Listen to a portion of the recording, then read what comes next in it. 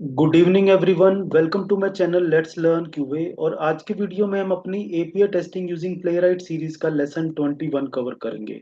इस लेसन में जो हम कॉन्सेप्ट अंडरस्टैंड करने वाले हैं वो है एपीआई रिक्वेस्ट पेलोड मैनेजमेंट। तो पहले हम ये अंडरस्टैंड करेंगे कि रिक्वेस्ट पेलोड हो क्या होता है, और हम रिक्वेस्ट पेलोड की कुछ बेस्ट प्रैक्टिसेस यहाँ पे अंडरस्टैंड करेंगे। Correct. So this is the agenda of this video. तो जब आप एक पोस्ट रिक्वेस्ट सेंड करते हैं तो पोस्ट रिक्वेस्ट के साथ आप क्या करते हैं, रिक्वेस्ट का डेटा सेंड करते हैं। करेक्ट। जैसे मैं आपको यहाँ पे एक सैंपल जो ऑलरेडी हमने एक पोस्ट रिक्वेस्ट क्रिएट की हुई है, ये एक पोस्ट रिक्वेस्ट यहाँ पे मैंने क्रिएट की है। और आप देख रही हैं यहाँ पे request dot post method use हुआ, और पोस्ट मेथड के अंदर हम डेटा पास करते हैं। तो जो जो ऑब्जेक्ट है यहाँ पे that is passed under data, ये क्या होता है, इस रिक्वेस्ट का पेलोड या रिक्वेस्ट की बॉडी होती है। क्योंकि जब भी आप पोस्ट रिक्वेस्ट सेंड करेंगे, यानी कि आपको सर्वर पे एक नया रिकॉर्ड क्रिएट करना, तो आपको रिक्वेस्ट का पेलोड यानी कि रिक्वेस्ट के साथ इंफॉर्मेशन, रिक्वेस्ट की बॉडी सेंड करनी है। So that is known as the request payload. Correct. अब कुछ बेस्ट प्रैक्टिसेस यहाँ पे हम अंडरस्टैंड करेंगे, क्योंकि आप अगर इस टेस्ट को ऑब्जर्व करो, जो भी मैंने यहाँ पे रिक्वेस्ट पोस्ट रिक्वेस्ट क्रिएट की है, यहाँ पे मैंने अंडर द डेटा ऑब्जेक्ट पास किया। ये क्या है, this is just hard coded values. यहाँ पे मैंने हार्ड कोडेड वैल्यूज जो हैं एज अ रिक्वेस्ट पेलोड और एज अ रिक्वेस्ट बॉडी यहाँ पे यूज की। तो पहले हम क्विकली इस रिक्वेस्ट को सेंड करते हैं और रिजल्ट चेक करते हैं यहाँ पे कि पोस्ट रिक्वेस्ट हमारी सेंड होगी सर्वर पे, और सर्वर से हमें रिस्पॉन्स मिलेगा, जिससे कि क्या होगा, एक यूजर क्रिएट होगा विद द नेम जो मैंने यहाँ पे नेम यूज किया, mark Jason 12@testing.com, male and active. ये चार फील्ड्स हैं जो हमें यहाँ पे सेंड करनी है और यूजर क्रिएट हो जाएगा। तो मैं रिक्वेस्ट सेंड करता हूँ,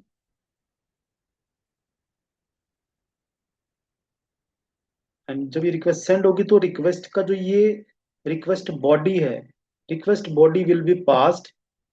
एंड देन आप देख रहे हैं यहाँ पे 201 स्टेटस प्रिंट हो चुका है, क्रिएटेड हमारा स्टेटस टेक्स्ट है, और ये यूजर क्रिएट हो चुका है with the new ID assigned, name mark Jason and email ID gender and status. एक यूजर यहाँ पे क्रिएट हो चुका है। बट ये जो अभी मैंने रिक्वेस्ट बॉडी जो पेलोड यहाँ पे यूज किया, आप देख रहे हैं यहाँ पे ये क्या है, that is a hard coded value. अगर अब मुझे एक और यूजर क्रिएट करना है तो मुझे क्या करना पड़ेगा, यहाँ पे डेटा को फिर से चेंज करना पड़ेगा।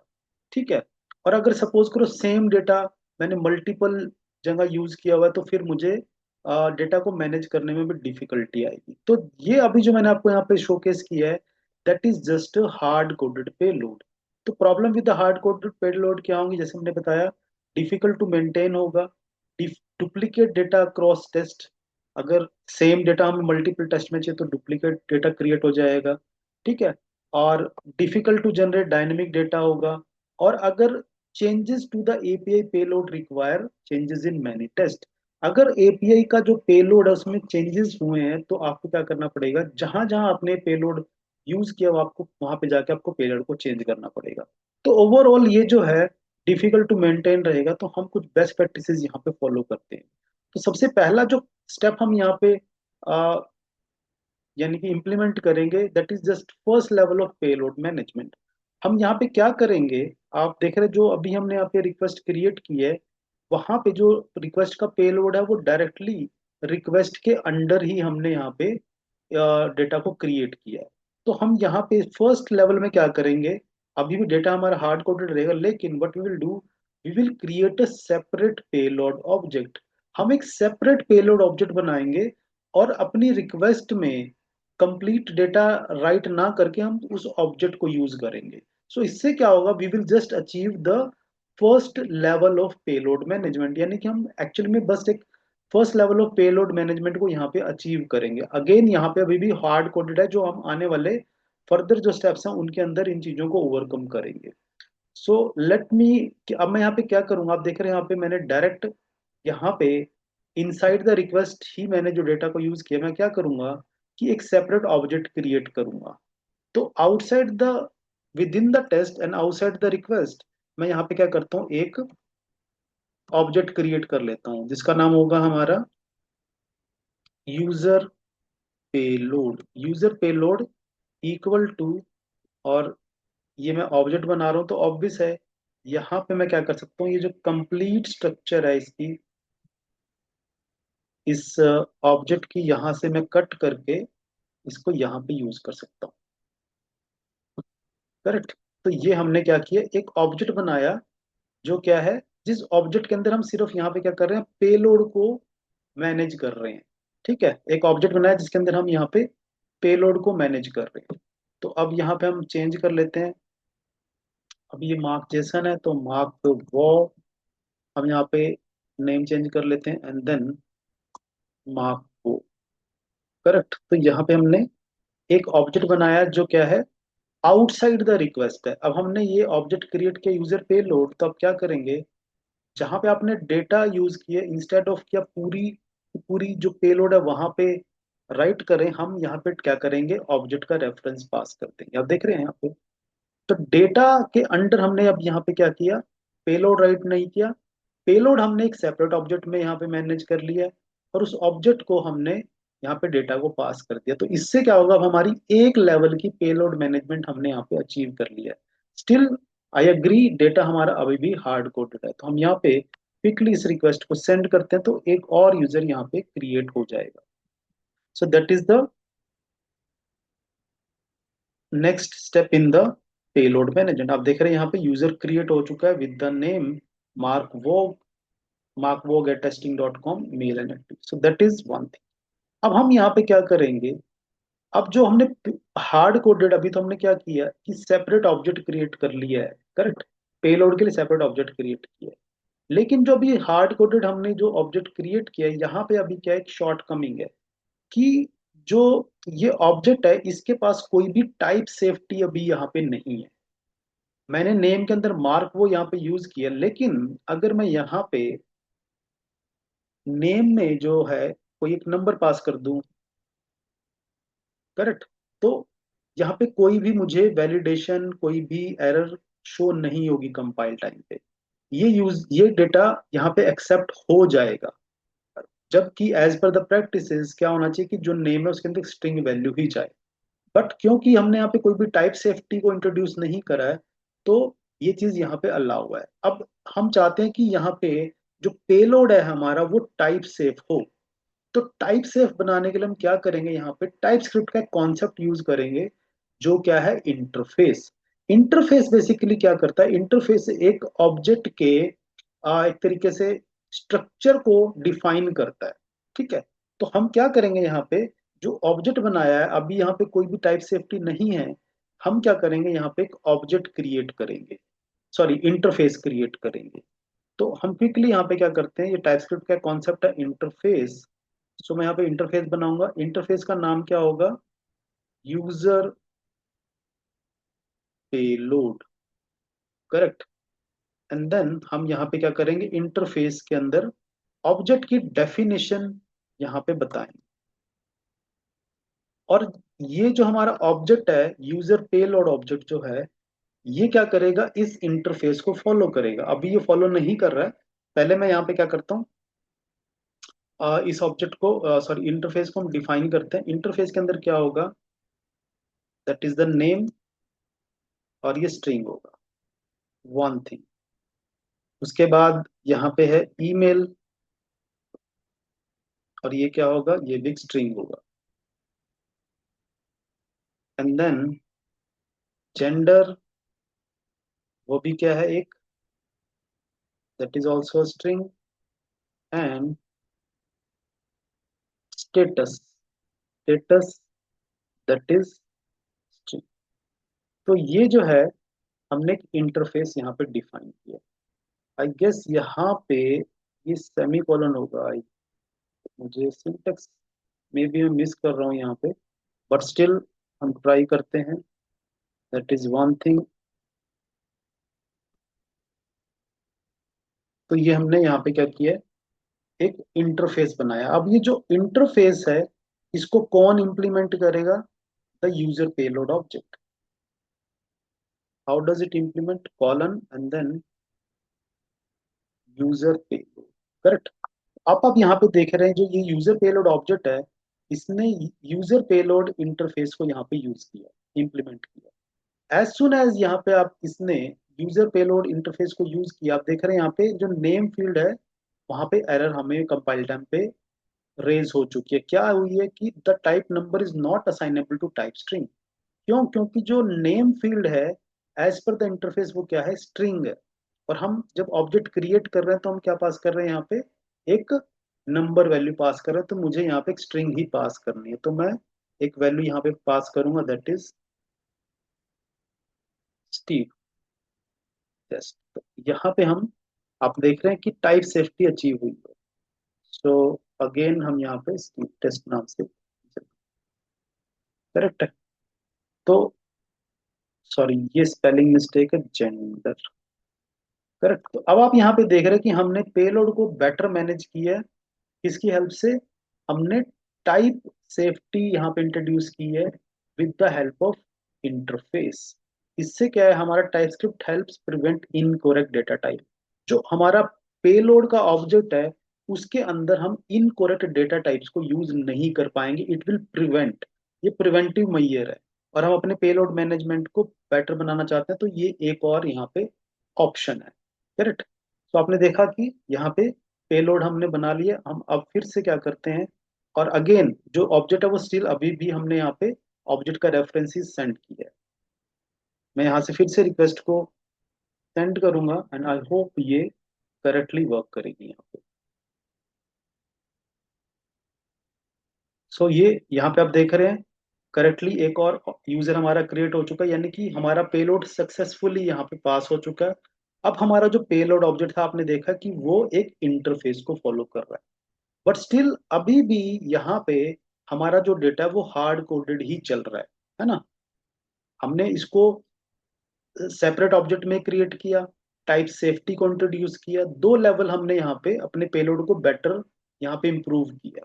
अब हम चाहते हैं कि ओके, टाइप स्क्रिप्ट में यहाँ पे आप जैसे एक चीज और आप हैंडल कर सकते हैं इसके अंदर, कि ऑप्शनल फील्ड्स को आप मैनेज कर सकते हैं। ये इंटरफेस की हेल्प से आप ऑप्शनल फील्ड्स को भी बहुत इजीली मैनेज कर सकते हैं। जैसे कि सपोज करो कि ये जो पेलोड है इसके अंदर कुछ फील्ड्स हैं जो क्या है, हमारी ऑप्शनल है।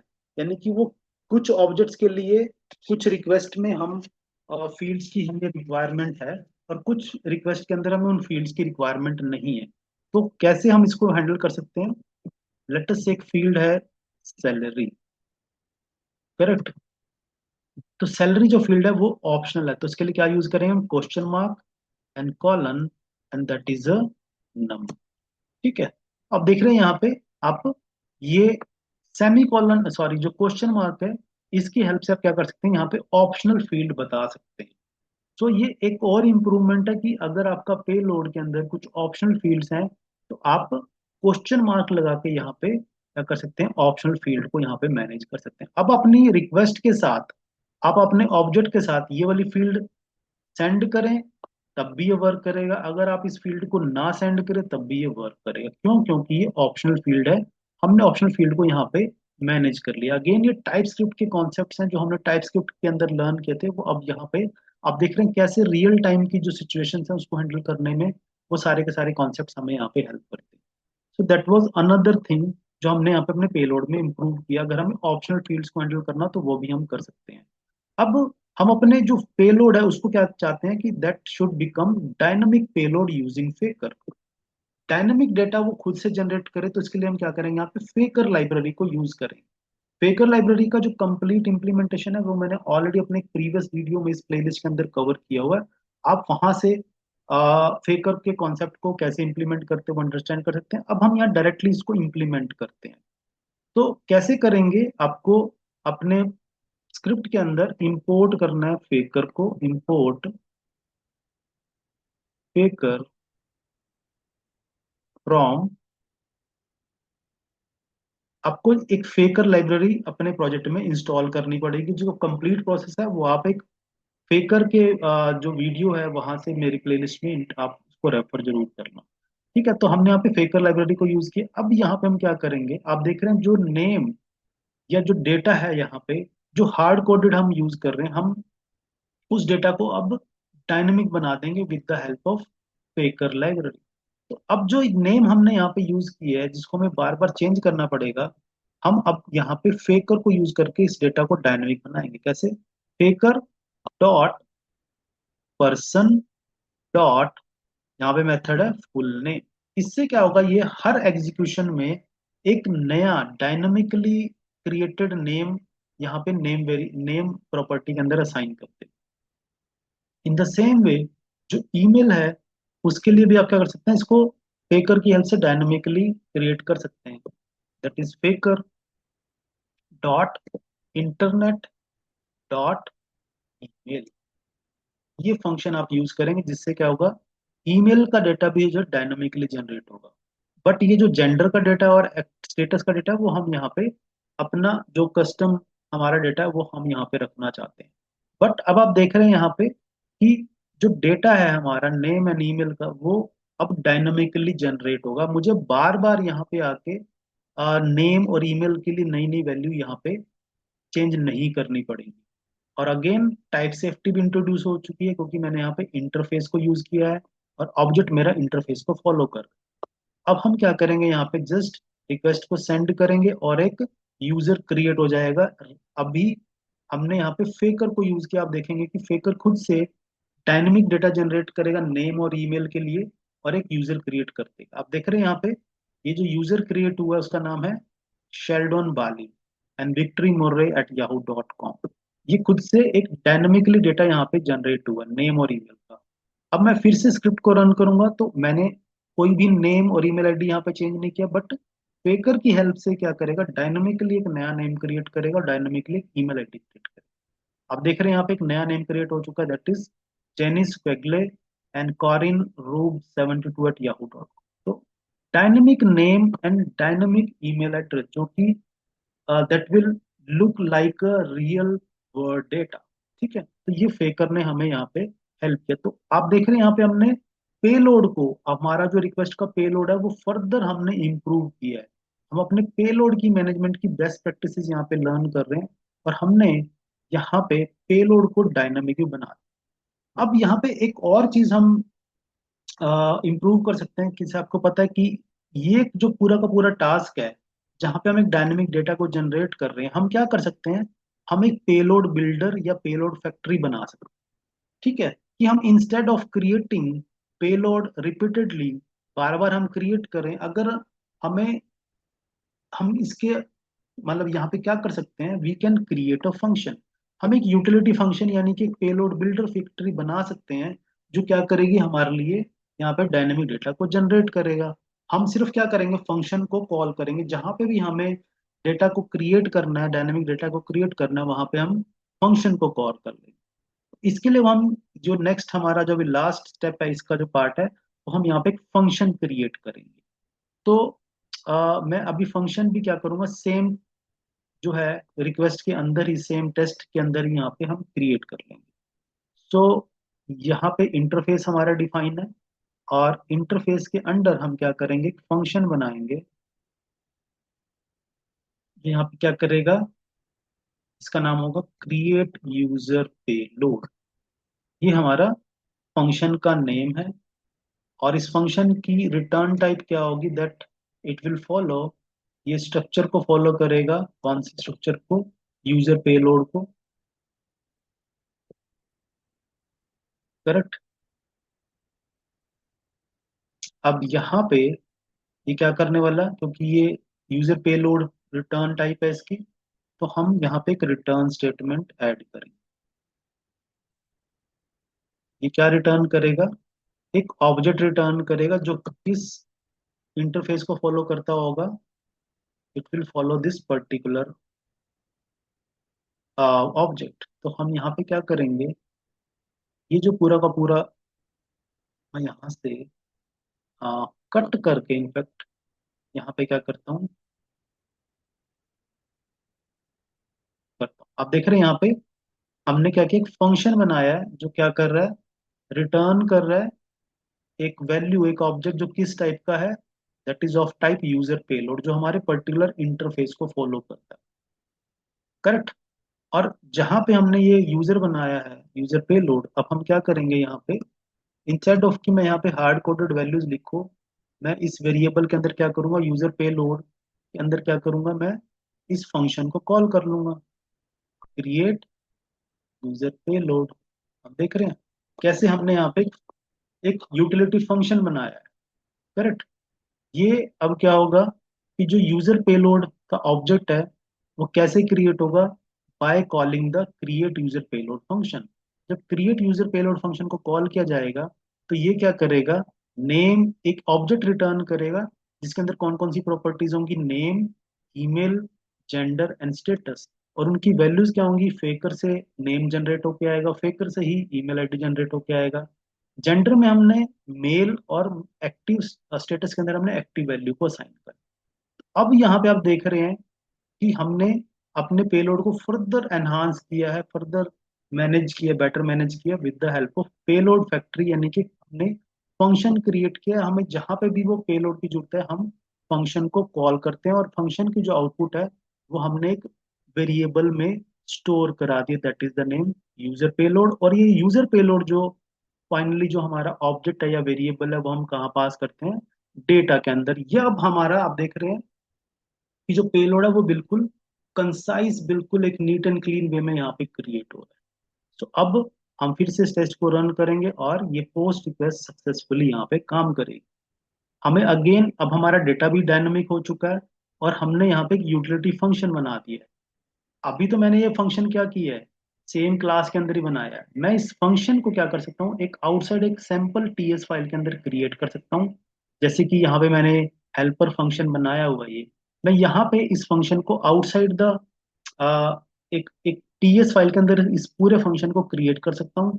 और मेरे मल्टीपल जो टेस्ट्स हैं, spec dot T S file है, जहाँ पे भी यूजर डेटा क्रिएट करने की जरूरत होगी तो वहां पे हम क्या कर सकते हैं, उस पर्टिकुलर फंक्शन को कॉल कर सकते हैं। ठीक है। सो आई होप ये जो पूरा कॉन्सेप्ट था एपीआई रिक्वेस्ट मैनेजमेंट का, पेलोड मैनेजमेंट का, वो आपको अंडरस्टैंड हुआ। फर्दर कुछ और भी टेक्निक्स हैं जो हम यूज कर सकते हैं, बट ये कुछ फंडामेंटल टेक्निक्स हैं जो आपको जरूर पता होने चाहिए कि आप कैसे एपीआई का पेलोड जो है मैनेज कर सकते हैं। ये पोस्ट रिक्वेस्ट के लिए भी काम करता है, ये पुट एंड पैच, जहां पे आप अपने रिक्वेस्ट के साथ कोई ना कोई आपको पेलोड जरूर सेंड करना होता है, वहां पे ये कॉन्सेप्ट्स आपको यूज करने होते हैं। सो आई होप ये कॉन्सेप्ट आपको क्लियर हुआ है, आप भी इसको अपनी प्रैक्टिस में यूज करेंगे। और डेफिनेटली आप इस वीडियो को लाइक करेंगे, मेरे चैनल को सपोर्ट करने के लिए वीडियोस को लाइक, कमेंट एंड सब्सक्राइब करेंगे। So thank you very much. और नेक्स्ट वीडियो में हम फर्दर कॉन्सेप्ट एपीआई टेस्टिंग का या कोई और यूजफुल जो कॉन्सेप्ट है वो हम आने वाले वीडियो में डिस्कस करेंगे। Thank you very much.